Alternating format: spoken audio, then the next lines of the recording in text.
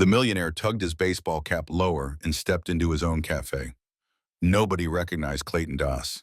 Not the barista wiping down the espresso machine, not the cashier counting the register, not even the manager who'd delivered a perfect quarterly report just 3 weeks ago. He'd come here undercover for a reason. Suspicious consistency in numbers that looked too clean, too perfect. But nothing could have prepared him for what he saw next. A woman crying behind the espresso counter, trying to hide her tears in the reflection of the polished chrome machine. Through the industrial shelving, he caught sight of her name tag glinting under the overhead lights. Janet Poole, senior waitress. The trembling wasn't just from exhaustion. It was the sound of someone whose strength was finally breaking. Before we begin, make sure you've subscribed, liked this video, and shared where you're watching from in the comments. Your engagement helps our channel grow and brings you even more powerful stories. Now let's dive right in. Clayton's chest tightened. 6 weeks ago, this location had received the highest employee satisfaction rating in the entire chain. 0 complaints, glowing efficiency scores, perfect attendance records. But the woman standing 10 feet away, bruised, shaking, and afraid, told a completely different story. And as he stood frozen beside a stack of coffee bean shipments, one horrifying question burned through his mind. If this was happening in his own company, in a cafe he built from the ground up, what else had he been blind to? The truth he was about to uncover would be more unforgivable than anything he'd imagined. It would force him to confront not just one corrupt manager, but the entire system that allowed cruelty to hide behind spreadsheets and 5-star reviews. What started as a routine inspection was about to become the reckoning of his career. Stay with me, because what happens next will change how you see leadership, loyalty, and the real human cost of corporate blind spots forever. Clayton cleared his throat gently as he approached the counter. "Excuse me, are you okay?" The woman's head snapped up, and she quickly turned away, wiping her eyes with the back of her hand. "I'm fine," she said, her voice tight and unconvincing. Just give me a second." But nothing about her was fine. Clayton could see it in the way her shoulders hunched protectively, in the way her hand trembled as she reached for a dishcloth. When Janet Poole finally turned to face him, Clayton took in the full picture. A woman in her early 30s, dark skin, elegant bone structure, softened by exhaustion. Her uniform was crisp and clean, but her eyes were rimmed red. And there, just under her right eye, was a faint purple-yellow bruise she'd tried to cover with makeup. She bent quickly to adjust something behind the counter, but her movements were stiff, cautious, like someone nursing hidden pain. "I'm sorry," she whispered, still avoiding eye contact. "I shouldn't be. I need to get back to work." Clayton studied her more carefully. Janet's hands showed the wear of someone who worked far beyond her scheduled hours. Cracked knuckles, a burn mark near her wrist, nails bitten down to the quick. But it was something else that made his blood run cold. The way she flinched when footsteps approached from the back office. The way her entire body tensed at the sound of a male voice calling orders from the kitchen. "You don't look fine," Clayton said softly, keeping his voice low and non-threatening. "I'm Matt, by the way, new delivery contractor. Just started routing through here this week." Janet glanced up, seeming to measure whether this stranger could be trusted. After a long pause, her shoulders sagged with the weight of everything she'd been carrying alone. "It's just, everything's falling apart," she admitted, her voice barely above a whisper. "My mother needs medication we can't afford. The bills keep piling up, and I can't." She stopped herself, shaking her head sharply. "I'm sorry, you don't need to hear this." "How long have you worked here?" Clayton asked gently. 4 years. Never missed a shift, never been written up. She gestured helplessly toward the staff schedule posted on the corkboard behind the register. "But lately," Clayton followed her gaze and felt his stomach drop. The schedule was chaos. Shifts crossed out in red pen, hours reduced and reassigned. Janet's name appeared inconsistently, sometimes 40 hours one week, then 22 the next, then back up to 38. No pattern, no predictability, no way for someone to plan their life or budget their income. "They keep changing my schedule," Janet explained, her voice hollow. Mr. Lang says it's company policy, flexible staffing, but I don't understand. We're always busy. We're always understaffed. I've been asking for consistent hours so I can qualify for the health insurance, Mm, but he says I'm not eligible because my hours are too irregular. Clayton's jaw tightened. He knew the company policy by heart. Full-time employees, anyone working over 30 hours consistently for 90 days, were guaranteed benefits. What he was looking at wasn't policy. It was manipulation. That doesn't sound right, he said carefully, keeping his tone neutral. Janet glanced around nervously, then leaned in slightly. There are others too. Marcus in the kitchen, Linda who works mornings. We're all dealing with the same thing. But Mr. Lang says if we complain, there are plenty of people who'd be grateful for our jobs. A cold rage settled in Clayton's chest, but he forced himself to remain calm, to keep playing his role. Listen, Matt, Janet continued, her voice dropping to a whisper. I need this job. My mother, without her medication, she won't. Her voice broke. She couldn't finish the sentence. Clayton watched as she straightened her name tag with trembling fingers. That small metal rectangle represented everything to her. Her mother's survival, their rent, their dignity, and someone was weaponizing that desperation against her. I should go, Janet said, glancing toward the back office. My shift technically ended 20 minutes ago, but Mr. Lang scheduled me to open tomorrow at 5 a.m. for inventory. Somehow the system will only show 8 hours, even though I'll be here for 12. As she turned to leave, Clayton noticed her slight limp, probably from years standing on hard floors without proper support. The company had a whole ergonomic program, anti-fatigue mats, supportive footwear allowances, brake rotation protocols. None of it was being followed here. And as Janet disappeared into the back hallway, Clayton made a silent promise. By the time he left this cafe, everyone responsible for her tears would answer for what they'd done. Janet Poole moved the mop across the cafe floor in slow, mechanical strokes, her body moving on autopilot while her mind drifted somewhere far away. The daily grind was empty now, chairs stacked on tables, lights dimmed, the espresso machine finally silent after 14 hours of hissing and grinding. She was alone, or supposed to be. Eric's office lights still glowed from the back hallway, a yellow stripe beneath the closed door. He was always here late on Thursdays, catching up on paperwork, though Janet had long since stopped believing that's what he was actually doing. Her wrists ached, not from the mop, from memory. Last Tuesday, the confrontation. She checked her bank account that morning and found it $300 short. $300 she'd counted on for her mother's medication refill. $300 that should have been there. So she'd done something reckless, something desperate. She'd knocked on Eric's office door. My paycheck, she'd said, hands trembling, voice barely steady. It's short. I worked 52 hours last week, but I was only paid for 40. Eric had looked up from his computer, his expression blank. That's impossible. The system's automated. I kept track. I have my schedule.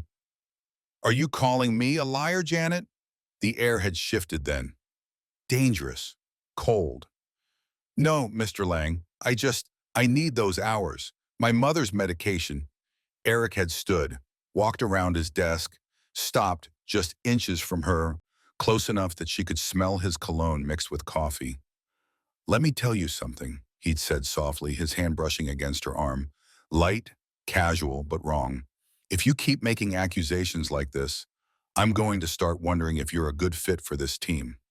Do you understand what I'm saying? His fingers had tightened on her wrist, not quite painful, but firm. A warning. I understand, she'd whispered. Good. He'd released her, stepping back with that same cold smile. Now get back to work. And Janet, don't bring this up again. That night, the bruise had appeared, faint purple shadows where his fingers had been. Janet blinked, pulling herself back to the present. The mop handle felt slick in her palms. She wiped her eyes with the back of her hand and kept moving. Just finish the shift. Just get home. Just survive. Her mother's face floated through her mind, tired, fragile, trusting. Don't worry about me, baby, she'd said that morning. I can skip a dose or two. We'll figure it out. But skipping doses wasn't an option.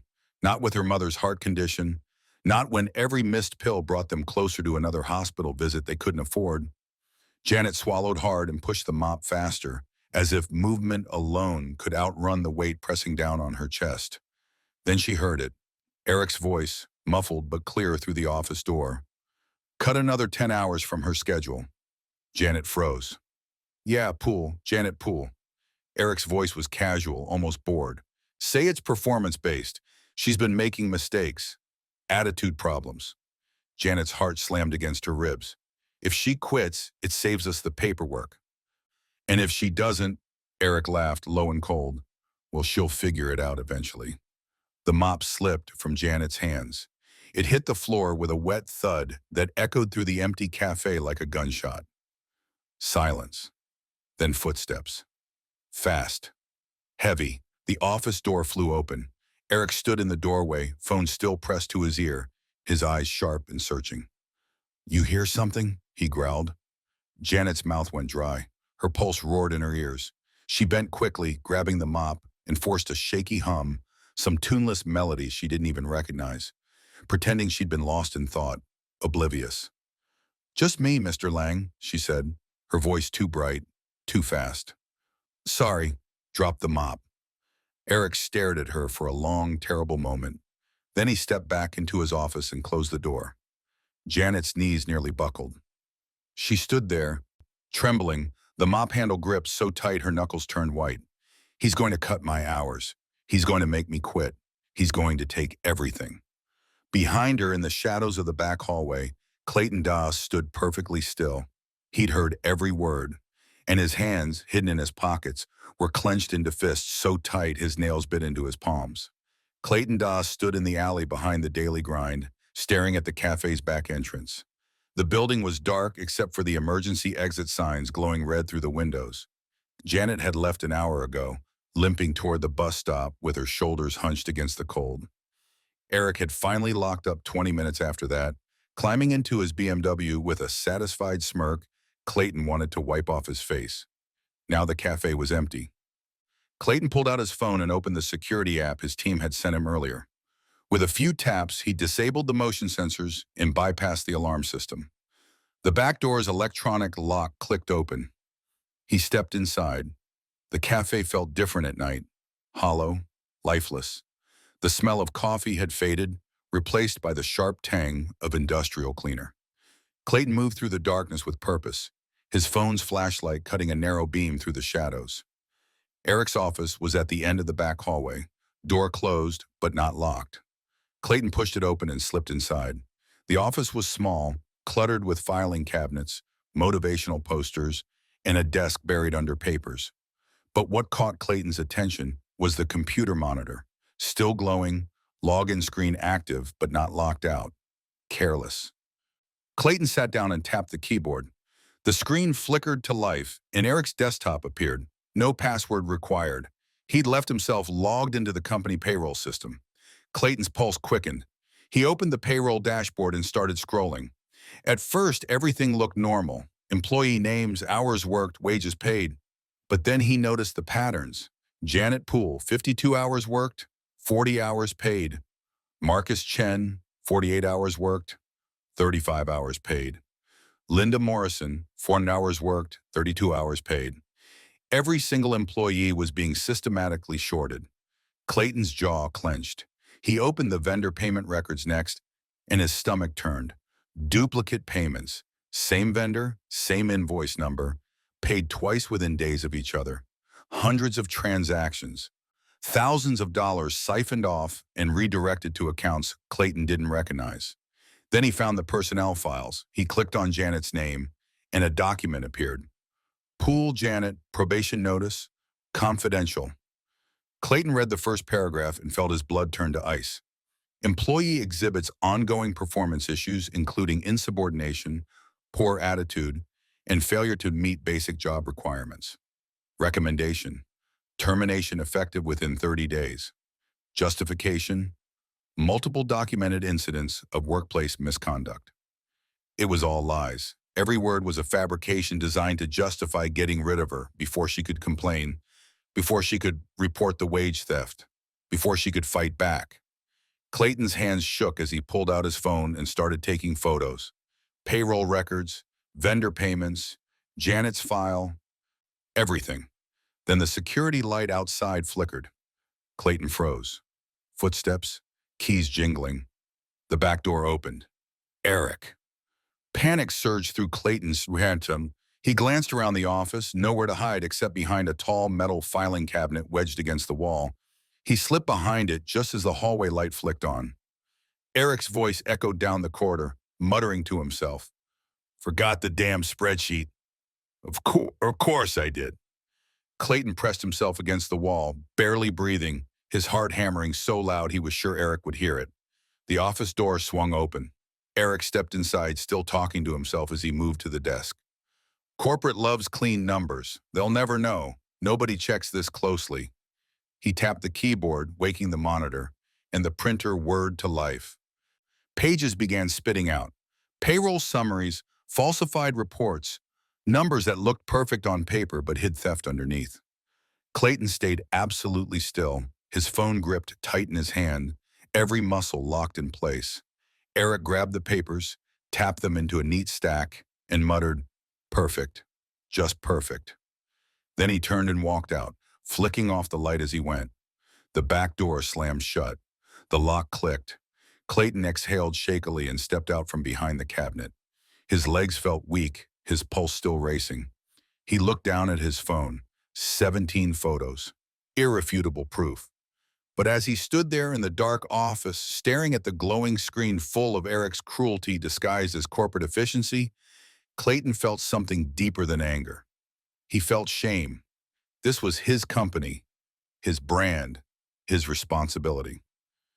And he'd let this happen. He'd trusted the reports, the metrics, the perfect numbers. He'd believed the system was working because the spreadsheets said so. But systems don't protect people. Leaders do. And he'd failed. Clayton closed the payroll system, powered down the monitor, and slipped out of the office. He moved through the dark cafe like a ghost, past the counter where Janet had cried, past the tables where employees had flinched under Eric's cruelty, past the espresso machine that still smelled faintly of burnt coffee and broken dreams. Outside, the cold night air hit his face like a slap. He looked back at the daily grind, his cafe, his legacy, and saw it for what it really was. A place where suffering hid behind smiles, where corruption wore a manager's pin, where people like Janet fought every day just to survive, while people like Eric profited from their pain. Not anymore. Clayton pulled out his phone and texted his head of legal. Clear your schedule. Emergency meeting, 7 a.m. Bring HR and security. I'm shutting this down. The response came immediately. Understood, sir. Clayton pocketed his phone and walked toward his car, the weight of what he'd seen pressing down on his shoulders. By morning, Eric Lang's perfect little kingdom would come crashing down, and this time, Clayton would be there to watch it burn. The morning rush was in full swing when Janet Poole finally pushed through the cafe's front door, 20 minutes late. Clayton saw her immediately. So did Eric. She was limping worse than yesterday, each step careful and pained. Her uniform was wrinkled, her hair pulled back in a hasty bun, dark circles heavy under her eyes.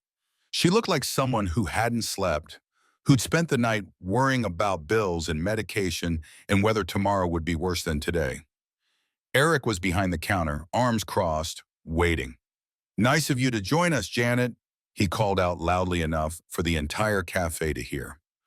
Customers looked up from their phones and newspapers. Employees froze mid-task. Janet's face flushed. I'm sorry, Mr. Lang. The bus was...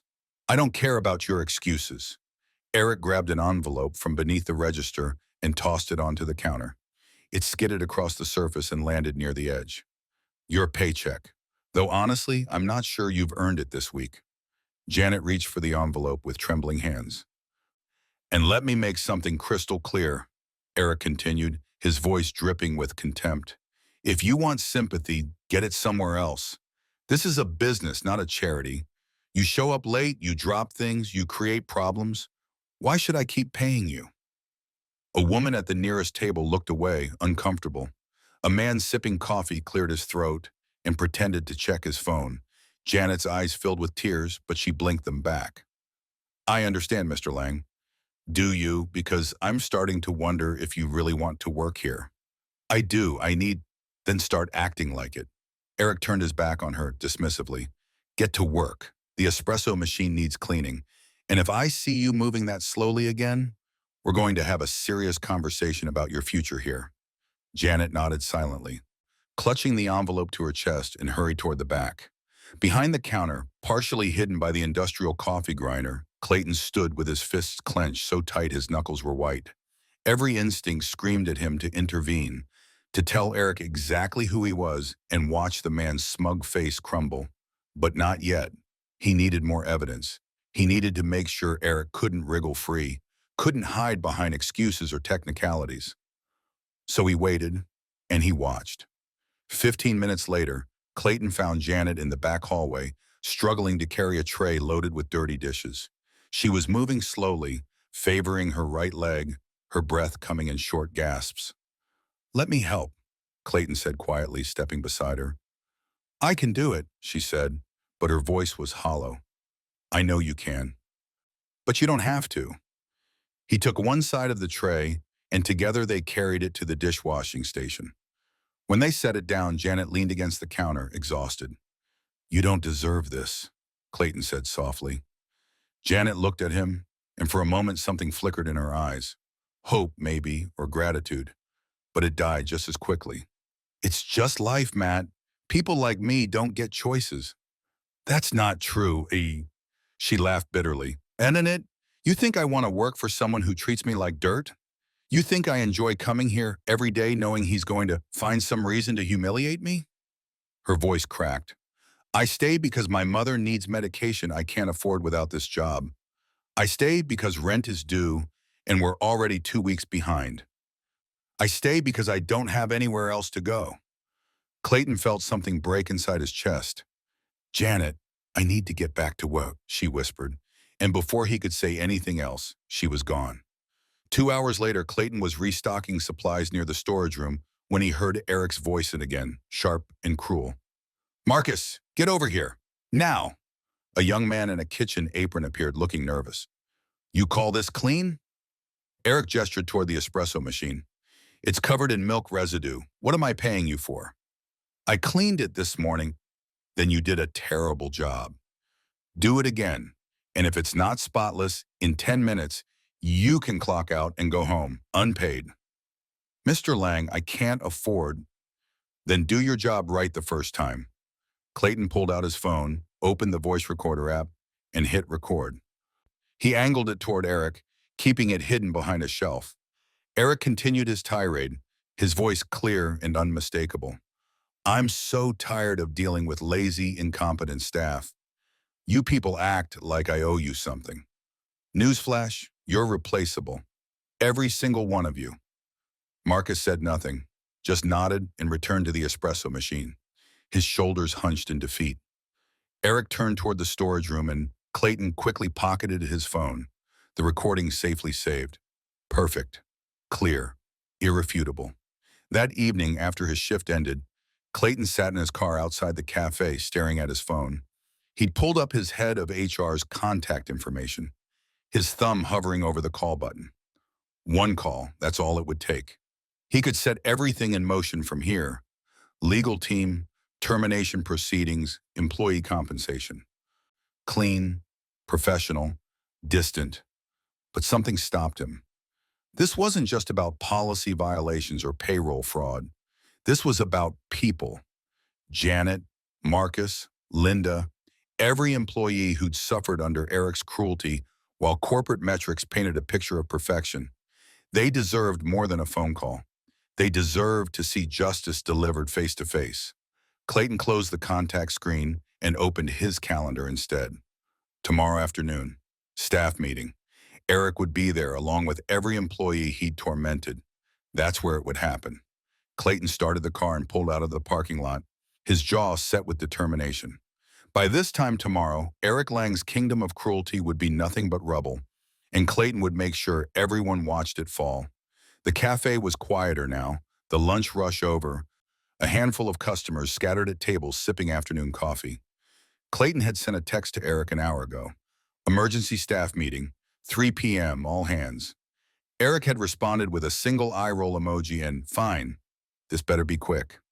Now, at 2:55, employees began filtering into the cafe's back seating area, the space usually reserved for private events. They looked confused, nervous. Janet arrived last, keeping to the edges of the room, her eyes fixed on the floor. Clayton stood near the front, still wearing his cap, still playing the role of Matt, the delivery contractor. Eric leaned against the counter, arms crossed, radiating impatience. All right, everyone's here, Eric announced loudly. Let's make this quick. I've got actual work to do. Clayton didn't respond. He simply walked to the center of the room, reached up, and removed his baseball cap. The air stilled. Recognition flickered across a few faces, employees who'd seen his photo in company newsletters, on the corporate website, in the lobby of the headquarters building they'd never visited. My name isn't Matt, Clayton said quietly, his voice steady and clear. I'm Clayton Doss. I own the Daily Grind. The room erupted in gasps and whispers. Janet's hand flew to her mouth, her eyes wide with shock. Marcus from the kitchen took a step backward. Linda, who worked mornings, grabbed the edge of a chair for support. Eric's smirk collapsed. Color drained from his face. Mr. Doss, I didn't know you were visiting, Clayton finished. Observing? Watching you terrorize my employees for the past 3 days? His voice remained calm, but there was steel beneath it. I know exactly what you did know, Eric. Eric straightened, trying to recover, his manager's mask sliding back into place. Sir, if there's been some kind of misunderstanding. There's no misunderstanding. Clayton pulled his phone from his pocket and set it on the nearest table. I have evidence, recordings, payroll records, everything. I don't know what you think you heard, but Clayton pressed play. Eric's voice filled the cafe, crystal clear. Cut another 10 hours from her schedule. Say it's performance-based. If she quits, it saves us the paperwork. Janet made a small, broken sound. Tears spilled down her cheeks. The recording continued. You people act like I owe you something. Newsflash, you're replaceable. Every single one of you. More gasps rippled through the room. Employees exchanged horrified looks. One woman pressed her hand to her mouth, blinking back tears. That's taken out of context, Eric said quickly, his voice rising. I was trying to motivate. Clayton stopped the recording and looked directly at him. Would you like me to play the part where you threatened Janet about her missing pay? Or the part where you admitted to falsifying shift records to corporate? Or maybe the security footage showing you manipulating the payroll system to pocket the difference? Eric's face went from pale to gray. You can't prove Vosa. I already did. Clayton's voice dropped, quiet and dangerous. I spent 2 nights in your office, Eric. I saw everything. The duplicate vendor payments, the ghost employees, the systematic wage theft, every lie you told, every employee you exploited, every threat you made. He pulled out a folder from the bag at his feet and opened it, displaying printed screenshots of payroll records, bank transfers, falsified reports. You stole from these people. You abused them.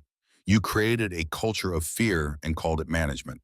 Clayton's eyes swept across the room, meeting each employee's gaze. And you did it in my name, in the name of a company I built to give people opportunities, not to destroy them. Eric's hands were shaking now. Mr. Doss, please. I can explain. This is all a misunderstanding. Stop talking. The command was so quiet, so absolute, that Eric's mouth snapped shut. Clayton turned to the employees. I owe every single one of you an apology. This should never have happened. I trusted the system. I trusted the reports. I believed the numbers. His voice cracked slightly. I was wrong, and because of my failure to look closely enough, you suffered. Janet was crying openly now, her shoulders shaking. Marcus had tears in his eyes. Linda looked like she might collapse. Security is waiting outside, Clayton said, nodding toward the front door. 2 uniformed guards stepped into view. Eric Lang, you're terminated effective immediately. You'll be escorted from the premises. Criminal charges for wage theft, payroll fraud, and workplace harassment will be filed within the week.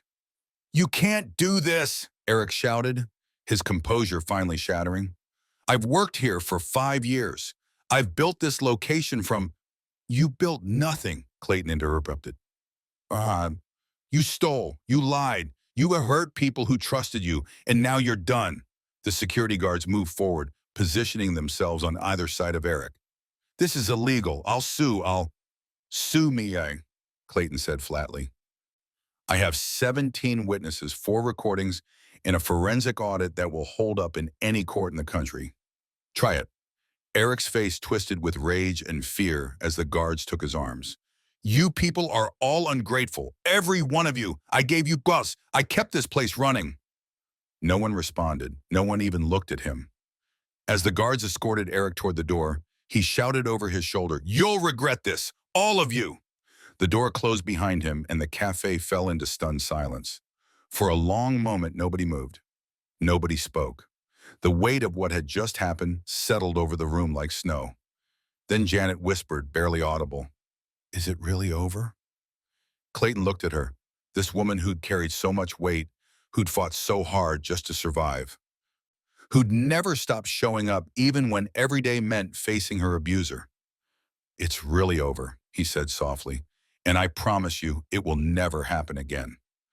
Within 30 minutes, the cafe had transformed into a command center. Clayton's HR director, Sarah Chen, arrived first, a sharp woman in her 50s with a tablet and a team of 3 assistants. His head of legal, Marcus Rivera, followed with briefcases and a laptop. 2 forensic accountants set up at corner tables, already pulling up payroll records and bank statements. I need every employee's time records for the past 2 years, Clayton said, his voice steady but urgent.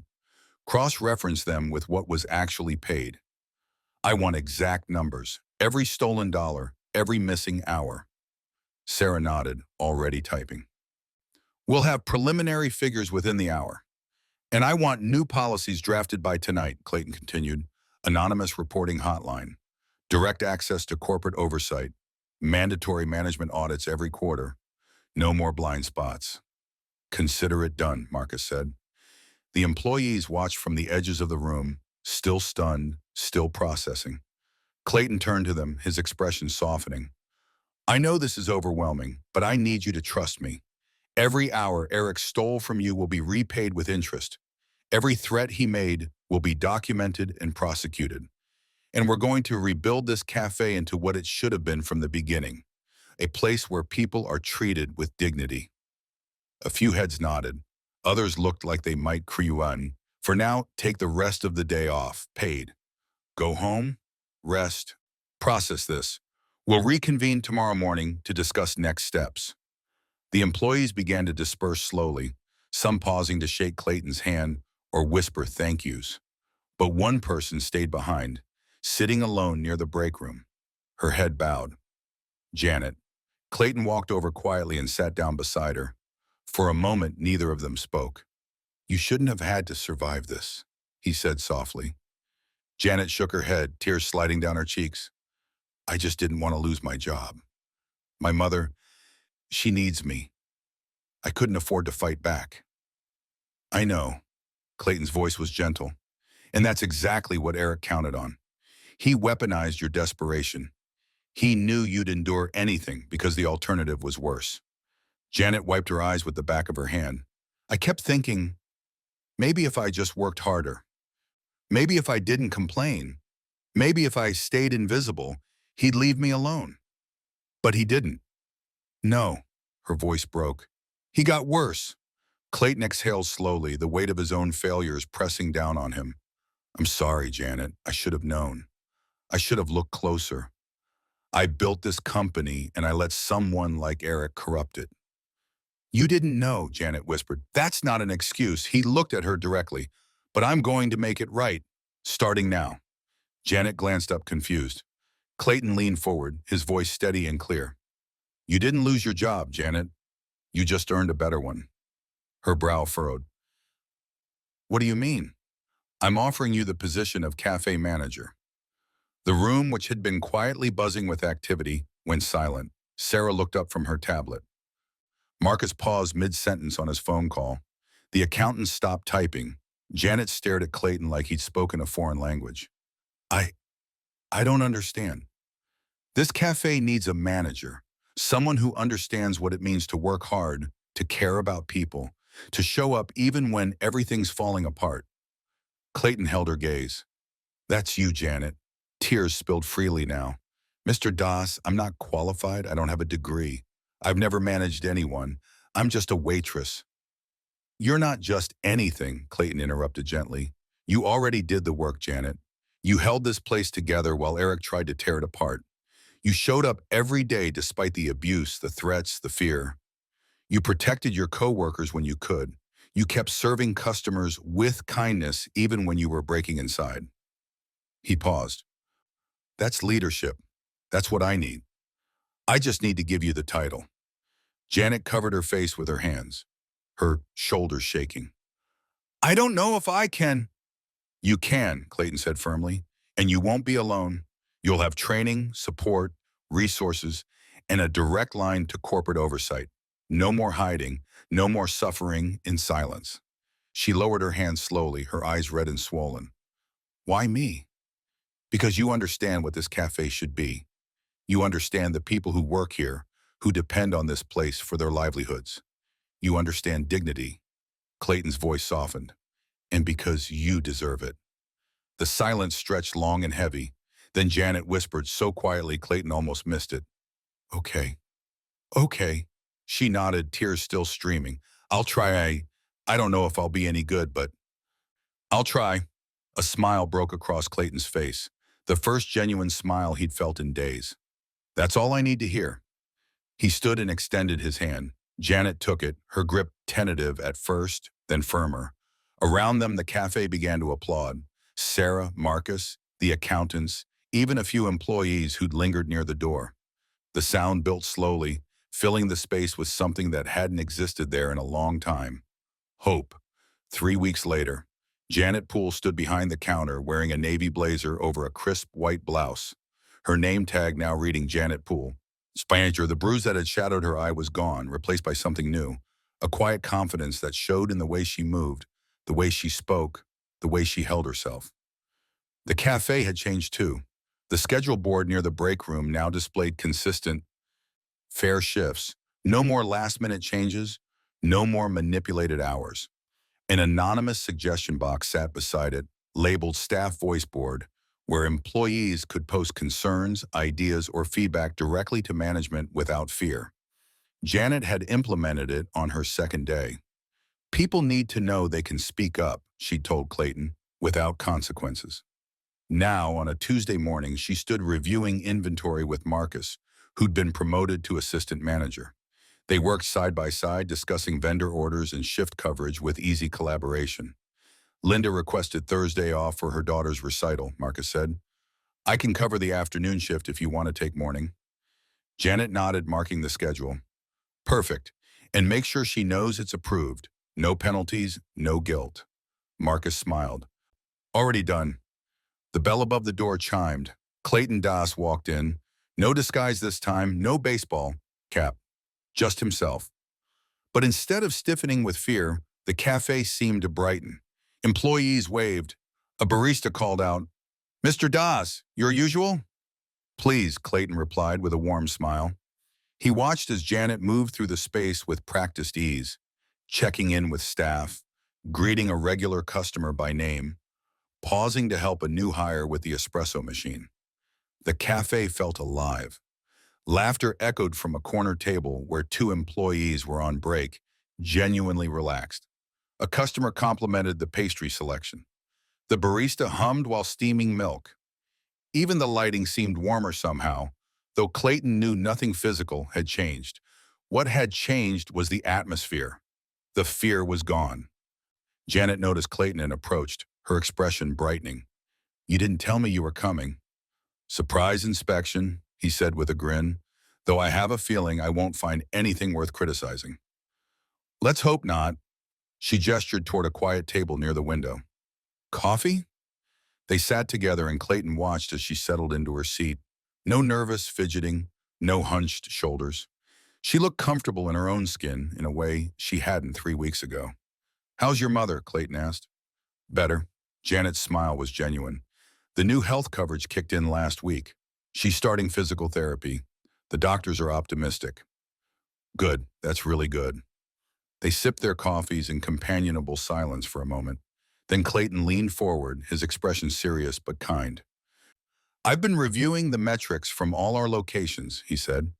Employee satisfaction, customer feedback, retention rates, even profits. Janet tensed slightly. And this location is now performing better than any other cafe in the chain.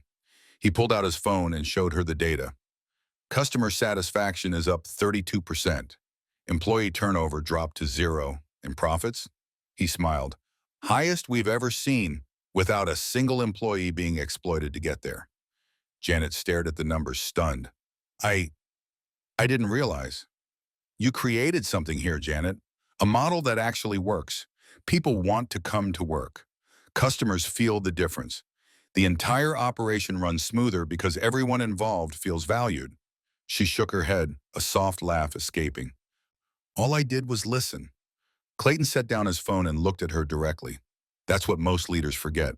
They get so focused on metrics and efficiency that they forget the people doing the work. But you didn't. You remembered what it felt like to be unheard, unprotected, undervalued, and you made sure no one else would feel that way again. Janet's eyes glistened. I just wanted to make it better. You did more than that. Clayton paused, choosing his words carefully. I want to introduce your model across all daily grind locations. Fair scheduling, anonymous reporting, direct management oversight, staff empowerment. Everything you've built here, I want it everywhere. Janet's breath caught. You're serious. Completely, and I want you to help lead the rollout. Training sessions, policy development, consultation with the other managers.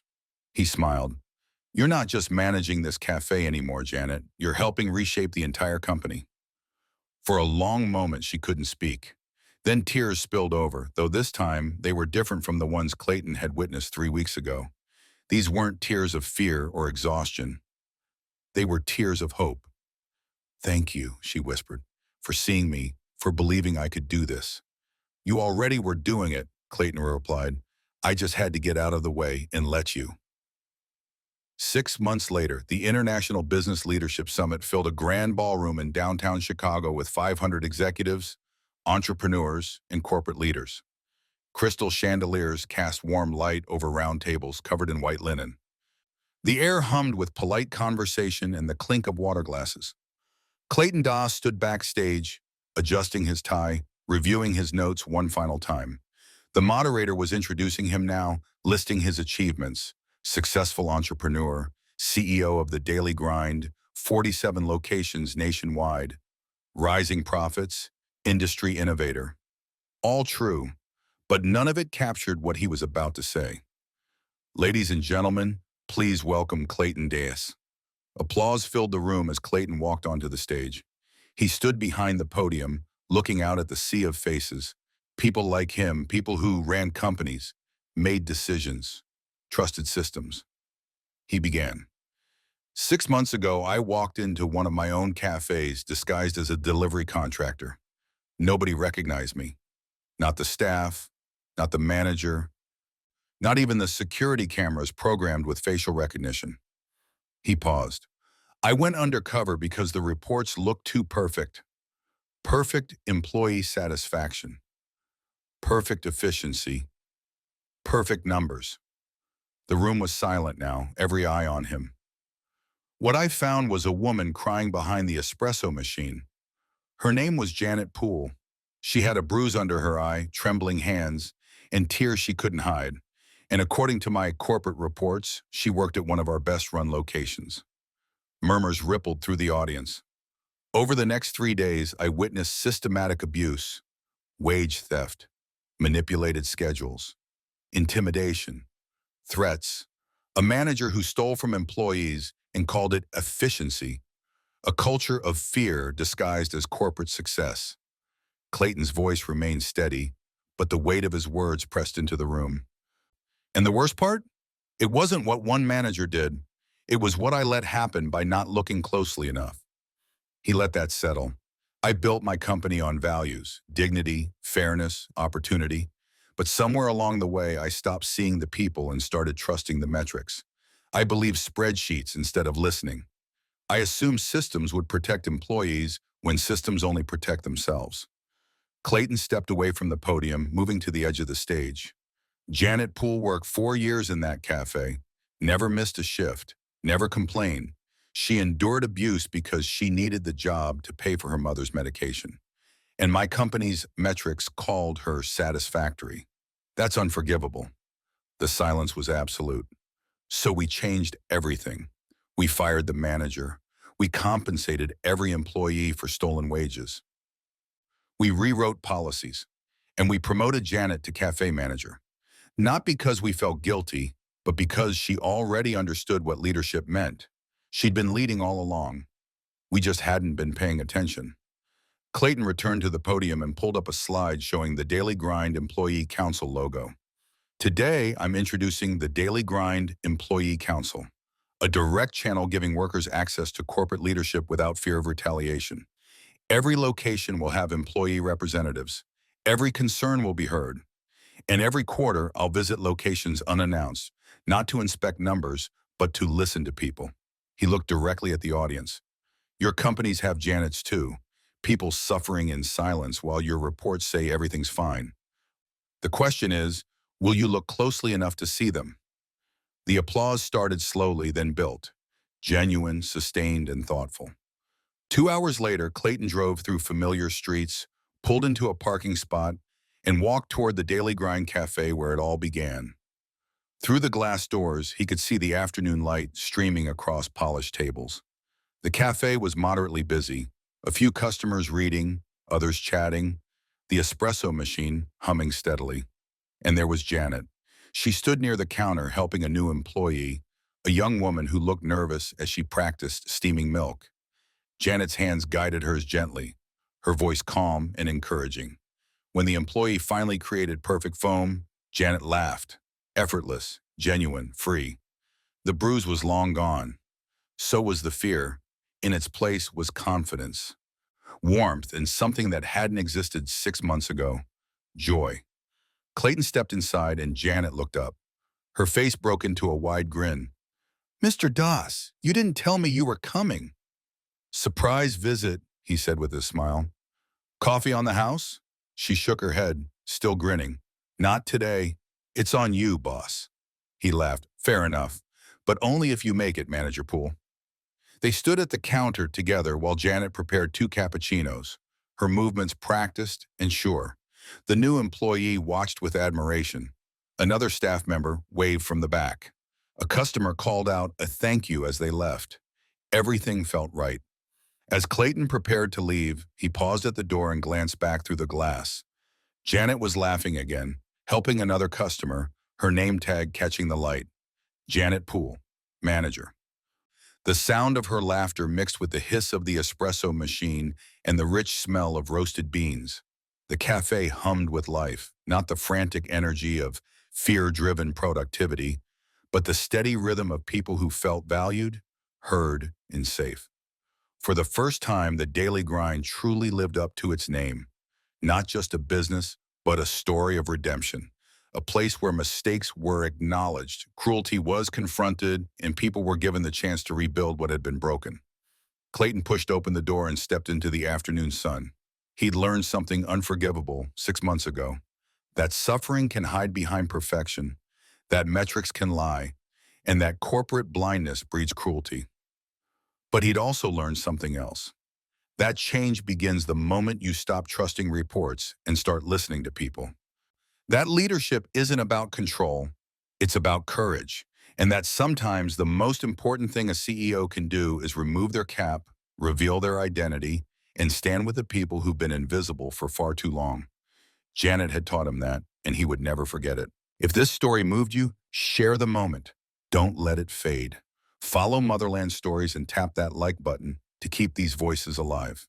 Every day we uncover strong stories, raw truths, and quiet acts of courage that shape our world. Join a circle of listeners, dreamers, and changemakers, because every story deserves to be heard. This wasn't just an episode, it was a call to remember. Silence hides injustice. Courage exposes it. At Motherland Stories, we don't turn away. We bear witness. Subscribe and stand with stories that challenge power and celebrate truth.